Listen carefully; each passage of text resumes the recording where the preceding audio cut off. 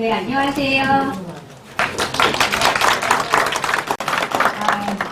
네, 오늘 제가 이렇게 고양시, 저도 고향입니다. 고양시 30년 이상 살았던 고양시에 와서 이 고양시가 지속 가능하기를 바라는 마음을 가득 담아서 네, 생태 전환 도시 고양시가 어떻게 되면 함께 만들 수 있을까에 대해서 간단하게 네, 의견을 드리고자 합니다. 고양시에 대해서 모두 다 이렇게 사랑과 애정을 갖고 오신 분들이기 때문에 제가 고양시 현황에 대해서는 간단하게 말씀을 드리고 정책 제안을 중심으로 소개를 드리려고 합니다. 앞에서 우리 축사해주신 우리 회장님 포함해서 다 이 고양시가 2021년 기준으로 네, 100만 7천 정도 인구에서 점차 감소해서 지금 100만 6천까지 이렇게 인구는 감소하고 있고 가구당 인구 수는 네, 이렇게 보시다시피 가구는 늘어나고 인구 수는 네, 세대당 인구는 감소하고 있는 그런 현상을 보고 있는데요. 고양시는 이제 성장하는 화성과 같은 도시라기보다는 안정적으로 이렇게 정착되고 있는 도시라고 이렇게 이해하시면 될 것 같아요. 그래서 고령화 네, 되고 있고 그래서 14년 지금 21년 14%에서 네, 고령화 인구 비율이 25년 네, 많이 올라갔습니다. 그래서 18% 정도 이렇게 고령화되고 있는 도시라고 이렇게 이해하시면 될 것 같고요. 이러다 보니까 젊은 세대가 유입된다기보다는 안정적으로 계속 정주하고 있는 인구가 많다 보니까 학생 수도 이렇게 감소하고 있습니다. 그래서 16년 대비해서 24년까지 14% 학생 수가 이렇게 15만에서 13만으로 2만 정도 감소를 했고 특히 이제 곧 초등학생 같은 경우에 네, 4,500명 정도가 21년에서 24년까지 8% 정도 감소하고 있습니다. 그래서 우리 고양시는 다른 100만 도시, 아까 우리 회장님 화성 말씀하셨는데 화성하고는 좀 다른 성격을 갖고 있는 그런 도시라고 이해하시면 좋을 것 같고요. 이 지역 내 총 생산 같은 경우에도 농업업 비중이 0.5%에서 0.2%로 이렇게 감소하고 있습니다. 이거는 농업에 투자할 필요가 없다라는 의미를 하는 것이 아니고요. 이제 농업은 네, 생산의 가치보다는 도시로서 농업이 보존되고 경관으로서 우리의 환경을 지켜내는 숨 쉴 수 있는 도시인의 역할을 이 고양시에서 친환경 농업이 하고 있다. 이렇게 이해를 해주셔야 될 것 같아요. 그래서 그러면 친환경 농업을 포함해서 농업 예산이 이렇게 지금 전체 고양시 예산 규모 지금 26년에는 이제 3조 4,210억 원으로 전년 대비해서 이제 2.4% 정도 증가했는데 그런 반면에 이제 농업 농촌 예산 같은 경우는 오히려 이제 감소했습니다. 그래서 앞에서도 말씀드렸지만 이 농업 예산이 네, 갖고 있는 의미라는 것은 우리의 경관과 환경을 보존하고 정주의 조건을 강화시켜주는 요소로서의 농업, 친환경 농업의 가치와 역할이 이렇게 전환된다는 측면에서 이 생태전환도시 고양시가 앞으로 더 주목하고 확장시켜야 되는 영역이다. 이렇게 말씀을 드릴 수 있을 것 같습니다. 그래서 복지 예산을 절감하고 생태도시의 정주 조건을 강화시키는 친환경 농업 예산을 어떻게 더 확대하고 친환경 농업을 우리가 더 관심을 가질 것인가. 그것이 오늘 우리가 이렇게 모여서 논의하는 이유라고 생각을 합니다. 그래서 경기도 안에서 고양시의 그 경장 면적이라는 것은 3천여 헥타르 그리고 농가수 같은 경우는 5천여 농가가 계십니다.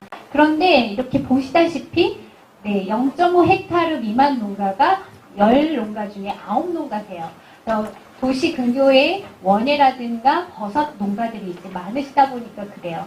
그렇다면 다른 화성과 다르게 규모화할 수 있는 그런 여력은 농업 안에서 없습니다. 그렇기 때문에 기존에 규모를 확장시키는 그런 농업 비전은 적당하지 않고 오히려 도시 근교, 도시 농업이라든가 친환경 농업 쪽에 전략을 갖는 것이 훨씬 좋고 그러다 보니까 친환경 로컬 푸드를 확대하는 곳으로 아주 최적화된 곳이다. 이렇게 말씀드릴 수 있을 것 같습니다. 잘 아시는 기후위기에 따른 먹거리 위기, 네, 심각한 상황입니다. 이 1도가 올라갈 때마다 주식으로 먹고 있는 우리 쌀, 네, 또는 옥수수, 밀 같은 것이 10% 생산량이 감소한다고 합니다. 네, 양적인 감소뿐만 아니라 질적으로도 미네랄이라든가 철분, 아연, 단백질 이런 것들이 같이 감소하기 때문에 더 심각한 문제고, 이런 것들은 IPCC에서 시뮬레이션을 통해서 온도 상승에 따라서 얼마나 생산량이 감소하는지를 과학적 수치를 통해서 이렇게 제시하고 있습니다. 그래서 이런 이 기후위기 상황 속에서 그러면 도시는 어떤 역할을 할 것인가?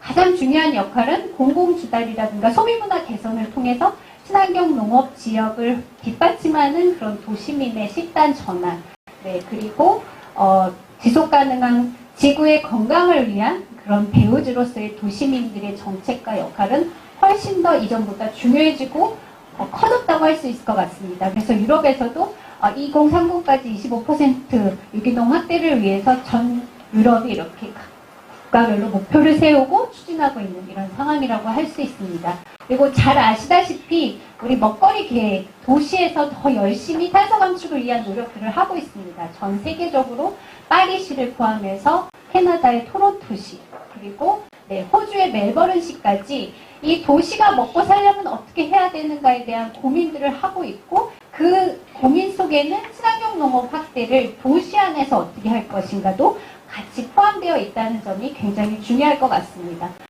그 친환경 농업 유지를 위해서 가장 중요한 전략은 무엇보다 학교급식, 공공급식을 친환경으로 하는 것이 중요하다라는 게 전 세계적인 정책이고 그리고 흐름인 것 같습니다. 특히 이탈리아 같은 경우는 유기농 학교 인증 제도까지 하면서 열심히 유기농 학교 아이들이 많이 먹고 건강한 땅과 그리고 건강한 우리 지구를 만드는데 앞장서는 학교를 이렇게 인증을 해서 특별히 배려하고 활성화시키고 있다는 점도 말씀드릴 수 있을 것 같습니다.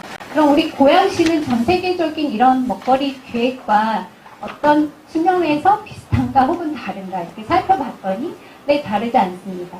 이 밀라노 도시정책 협약에서 이야기하고 있는 그런 원칙들을 고양시도 철저하게 해나가려고 계획을 세웠고 지금 추진 중에 있습니다.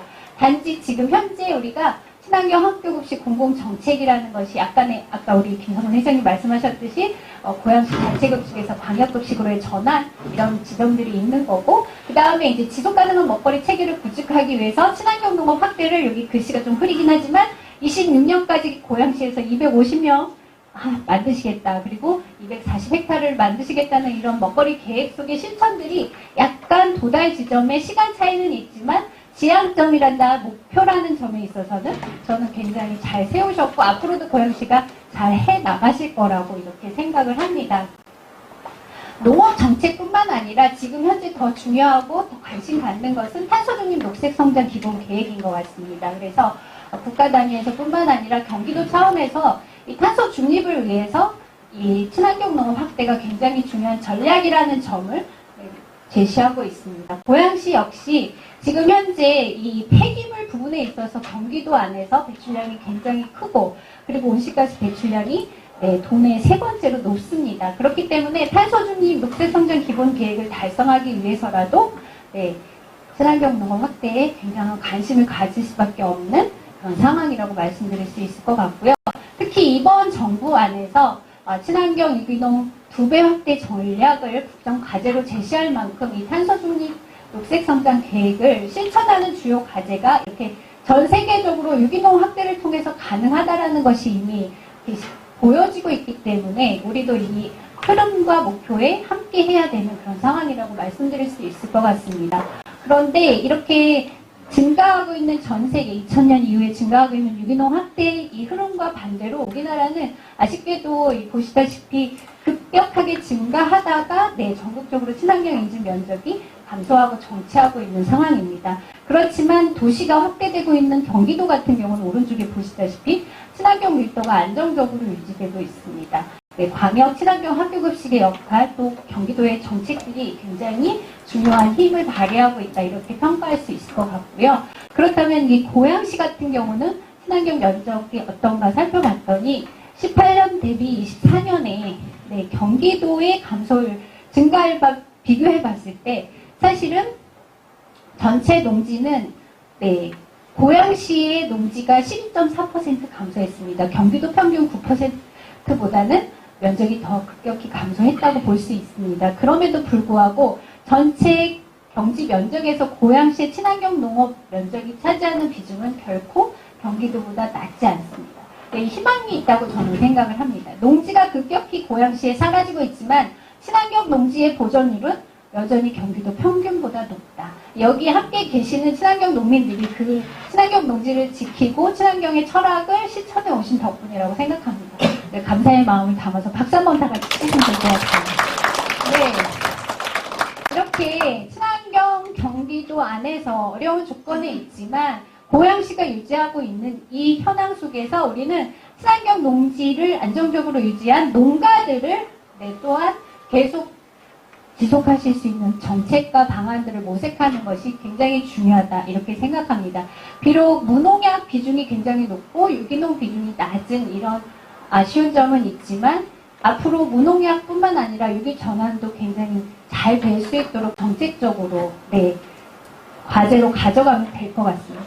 또 제가 이제 한 3가지 정도 크게 정책 제안을 드리자면 이 고양시의 지속 가능성 그리고 생태 도시를 위해서 제일 필요한 것은 무엇보다 생산부터 폐기까지 먹거리 체계 안에서 친환경성을 강화하고 탄소 배출을 저감하는 학교급식과 공공급식 체계를 가져가는 것이 첫째로 가장 필요한 일이라고 생각을 합니다. 그리고 앞에서도 말씀드렸지만 고양시의 이 로컬푸드 직매장이 18개고 전국에서 가장 많고 매출도 가장 높습니다.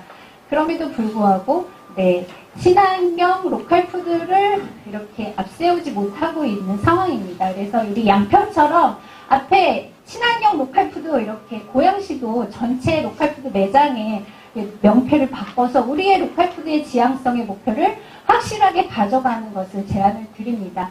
그리고 무엇보다 이러한 정책의 전반적인 틀은 우리 친환경 유기농 2배 확대라는 고양시의 명백한 목표를 가지고 가야 될 것 같은데 이유는 친환경은 탄소 배출 저감 효과가 일반 농업보다 20% 정도 뛰어나고 토양에 저장하는 능력은 30%나 더 높기 때문입니다. 이런 과학적 근거에 바탕해서 우리가 기후위기에 대응하는 친환경 생태도시 고양을 향해 가야 된다고 생각을 하는데 오늘 이렇게 임원분들과 고양 친노년 임원분들과 청년들과 제가 이렇게 간담을 했을 때 청년들이 이후에도 이제 발표를 해주시겠지만 지금 친환경 벼가 등급을 가지고 이렇게 수매를 하고 있는데 등급 없이 수매를 하는 것이 굉장히 필요할 것 같고 친환경 청년농들이 살아남아야 농업의 지속 가능성이 있기 때문에 청년농의 지속 가능성을 위한 조직화 굉장히 필요할 것 같습니다. 그리고 무엇보다 친환경 농산물의 판로 보장 그리고 그를 위한 기회소득 조례 제정이 정책적으로 현재 가장 필요한 정책이 아닐까. 그리고 친환경 로컬푸드 우리가 앞으로 더 강화하기 위해서는 소비자들에게 친환경 지향성을 더 알리고 교감하는 그런 일들이 앞으로 더 많이 일어나야 될 것 같습니다. 경기도에서 하고 있는 친환경 농민 기회소득이 여주시만 지금 안 하고 있는데 농민 기본소득 조례를 하지 않은 고양시는 친환경 농민 기회소득 자체도 없습니다. 그래서 일단 기본소득 조례도 없고 친환경 농민들에게 이 공익적 가치에 대한 혜택이라고 할까요? 인정? 가치를 공유하는 시민과의 전체적인 교감도 부족한 이 고양시에서 친환경 농민 기회소득 혹은 환경을 지키는 친환경 농민들의 공익활동을 지원하는 조례 이런 것들이 조례로 제정이 된다면 앞으로 고양시의 친환경 농업뿐만 아니라 생태 전환 도시 고양시가 지속 가능한 그런 도시로서 더 이 경기도 안에서 빛날 수 있지 않을까? 이런 생각을 가지고 제 발표는 간단하게 이렇게 마치도록 하겠습니다. 감사합니다. 고맙습니다.